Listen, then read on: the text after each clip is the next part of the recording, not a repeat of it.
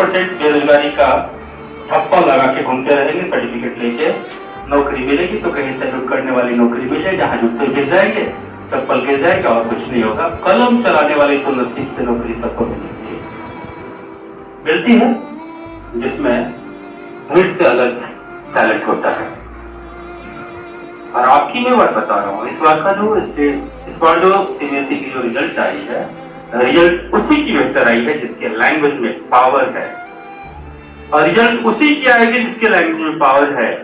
CBSE ये कोई state board की तरह कॉपी चेक नहीं करती है, माइनरली कॉपी चेक करती है। आपके एक एक सेंटेंस को, एक एक शब्द को पढ़ा जाता है और उसमें चैलेंज करने के बाद सारे आरटीआई के द्वारा आपके घर पेपर भेज दिए जाते हैं।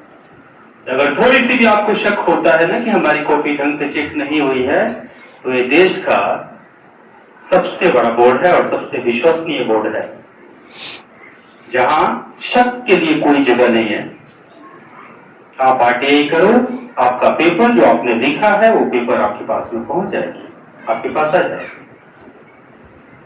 आप अपनी कंटेंट को आप चेक कर लेंगे, आप देख सकते हैं कि आपने क्या लिखा है और आपकी कॉपी किस तरह से चेक हुई है, किस क्वालिटी की कॉपी आपकी है और उसमें कितना मार्क्स आपको मिलने चाहिए, आपको कितने मार्क्स मिले हैं।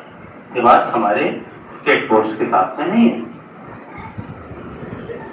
सीबीएसई बोर्ड अभी आज के दौर में मैं बता रहा हूं कि पूरे विश्व के 22 देशों में, मैं सिर्फ इंडिया की बात नहीं कर रहा हूं, विश्व के 22 देशों में ये अपना झंडा लहरा रहा है, अपनी विश्वसनीयता, अपने क्रेडिबिलिटी के लिए, अपने विश्वसनीयता के लिए। इतनी शानदार इसकी रिजल्ट होती है, इसका करिकुलम, इसका जो सिलेबस है अपने आप में अनूठा है, महाग्रंथ है, और इसमें अपना परचम वही लड़ा पाता है जिसके लैंग्वेज में आग होती है। वो जितनी बेहतरीन लैंग्वेज पे काम करेगा उसके रिजल्ट उतनी ही शानदार होती है। कल अब्दुल सर ने दिया था हमें, आपके कुछ क्लास के बच्चों की कुछ लैंग्वेज देख के मेरे पास आए थे, बोले सर ये लैंग्वेज है, देख लीजिए। तो देखने वाली चीज है कि पर डे जब रीडिंग पे हम काम कर रहे हैं, रोज हम अपने रीडिंग स्किल को डेवलप करने की कोशिश कर रहे हैं, तो हम क्या कोशिश कर रहे हैं, ये हमारी कौन सी प्रयास है, कौन सी क्रिएटिव हमारी प्रयास है जिसमें हमारा बदलाव नहीं हो रहा है। अगर हम बदल नहीं पा रहे तो दुनिया का कोई टीचर नहीं है जो आपको बदल दे, और भाषा तो आपका बदल ही नहीं सकता। आप नहीं चाहोगे तो नहीं बदलोगे, वही फिक्स्ड रिजल्ट होगी, एवरेज रिजल्ट होगी, 50% से 60% के बीच में फंसोगे, जैसे समाज लोगों को मिल जाती है मार्क्स। टॉपर बनने के लिए तो टॉपर लैंग्वेज चाहिए, शायद का लैंग्वेज, और लैंग्वेज ओवरनाइट नहीं आती है, रातों रात नहीं आती है। लैंग्वेज के लिए प्रयास की जरूरत है और लगातार प्रयास की जरूरत है। जब तक बुक्स को आप सावधानी से पढ़ोगे नहीं, सीखने का प्रयास नहीं करोगे, उस बुक्स के अंदर उतरने का प्रयास नहीं करोगे, मुझे नहीं लगता है कि लैंग्वेज आपकी ठीक होने वाली है। और यही बात सेंट्रल बोर्ड सीबीएसई की बात रही, ये तो लैंग्वेज वाली बोर्ड है। आप क्या लिखोगे, चाहे एसएसटी की बात हो, चाहे साइंस की बात हो, चाहे मैथमेटिक्स की बात हो या लैंग्वेज की बात हो, किसी की भी बात हो, उसमें तो तभी आपकी कलम चलेगी जब आपकी कलम में पावर होगी, जब आपकी भाषा लूसिड होगी,